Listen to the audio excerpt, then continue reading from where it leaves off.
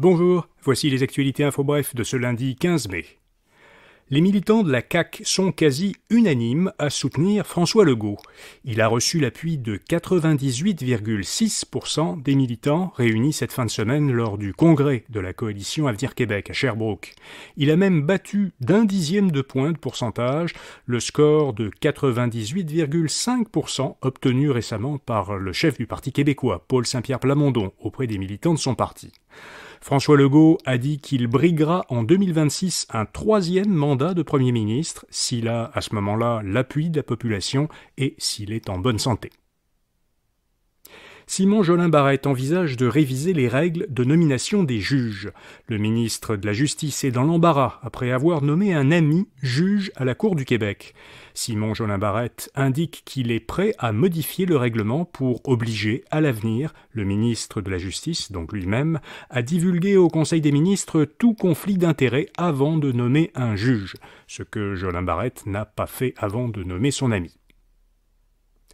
La majorité des Québécois devront désormais payer leurs tests Covid. À compter d'aujourd'hui, les autotests de dépistage de la Covid-19 ne seront plus offerts gratuitement en pharmacie qu'aux personnes à risque, soit les 60 ans et plus, les femmes enceintes et les adultes immunosupprimés ou souffrant d'une maladie chronique. Tout le monde pourra toutefois acheter des tests en pharmacie ou en obtenir gratuitement dans les centres de vaccination et de dépistage. De plus, des tests continueront d'être offerts gratuitement dans les écoles et centres de la petite enfance. Plus de 131 millions de tests ont été distribués par le ministère de la Santé depuis septembre 2021. En Turquie, le président n'est pas parvenu à se faire réélire au premier tour. Pour la première fois, il y aura donc un second tour dans une élection présidentielle turque. Le président sortant, Recep Tayyip Erdogan, qui est au pouvoir depuis 20 ans maintenant, est arrivé en tête hier au premier tour de l'élection, mais il a obtenu moins de 50% des voix. Le second tour aura lieu le 28 mai.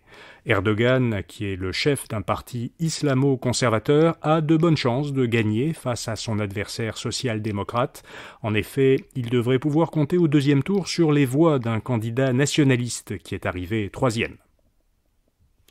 Et puis, l'utilisation régulière, mais modérée, d'Internet pourrait réduire les risques de démence des aînés.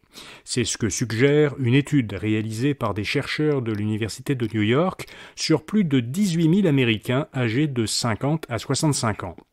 Les personnes qui utilisent Internet quotidiennement sont 2 fois moins nombreuses à souffrir de démence que celles qui ne l'utilisent pas de façon régulière. Mais cet effet potentiellement bénéfique serait limité à un usage relativement modéré d'Internet. En effet, les personnes qui passent chaque jour 2 heures ou moins sur Internet présentent le risque de démence le plus faible, mais au contraire, celles qui y passent plus de 6 heures par jour présentent, elles, le risque de démence le plus élevé. Voilà, vous savez l'essentiel. À demain matin pour d'autres actualités info bref. Bonne journée.